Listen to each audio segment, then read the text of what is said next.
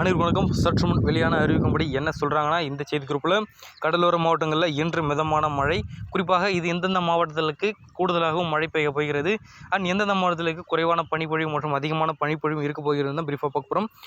And நம்மளோட channel இப்போ தான் வந்திருக்கீங்கன்னா மறக்காமல் சப்ஸ்கிரைப் பண்ணிக்கோங்க, பக்கத்தில் இருக்க பெல் ஐகானை கிளிக் பண்ணி ஆல் டிக் பண்ணிக்கோங்க.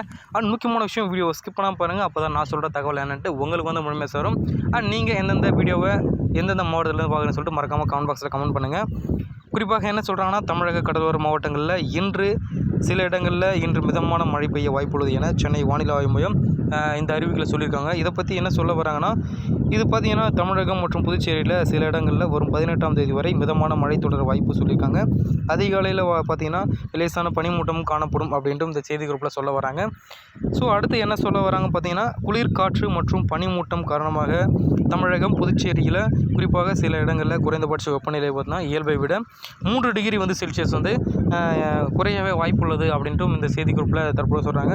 தற்போது அண்மை செய்தியாக என்ன வந்திருக்குன்னு பார்த்திங்கன்னா, சென்னை மற்றும் புறநகர் பகுதிகளில் இன்று வானம் ஓரளவு மேகமூட்டமாக காணப்படும் எனவும் சில இடங்களில் லேசான பனிமூட்டம் காணப்படும் எனவும் இந்த செய்தி குறிப்பில் சொல்ல வராங்க.